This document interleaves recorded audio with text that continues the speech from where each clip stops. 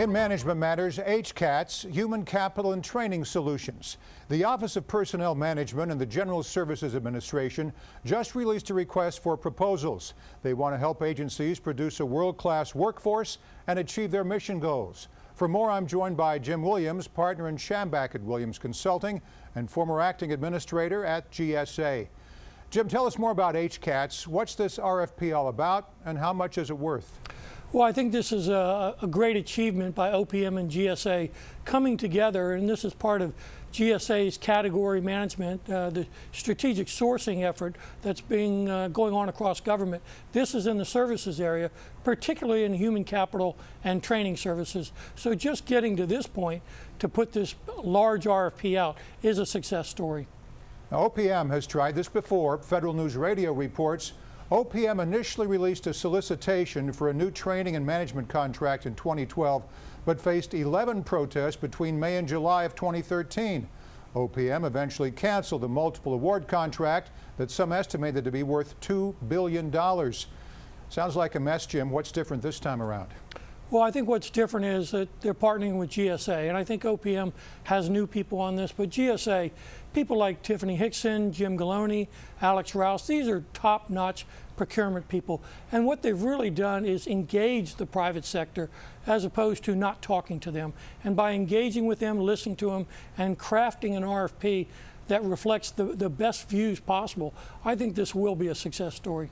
To an outsider, it seems strange that the Office of Personnel Management needs to outsource training and development. Why aren't they equipped to educate their own people? Well, I think OPM is more of a policy and oversight organization, and they shouldn't be duplicating what is readily available in the private sector. There's a lot of companies that do a great job in this area of providing customized training, providing human capital strategies, and organizational performance improvement strategies. All right, that makes sense. Before you go, I'd like to talk about this push to streamline procurement through category management. It's a priority at the Federal Acquisition Service. What happened to strategic sourcing?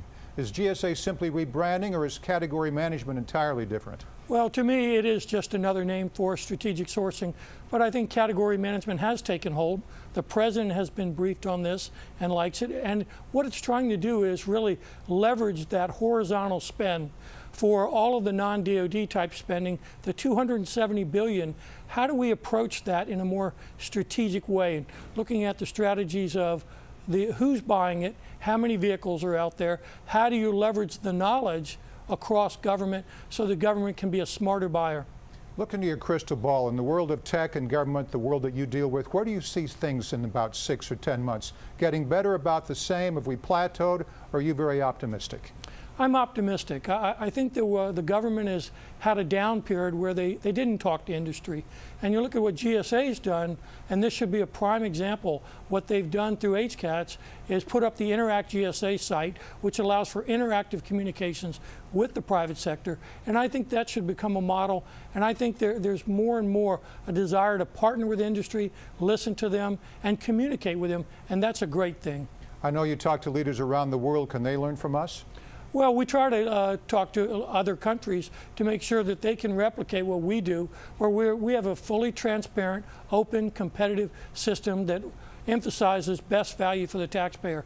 That's what we try to sell across the world as the best thing you can do for your government mission and for your taxpayers. It's good to get your insight. Jim Williams, partner at Schambach and Williams Consulting. Thanks, Jim. Thanks, Morris.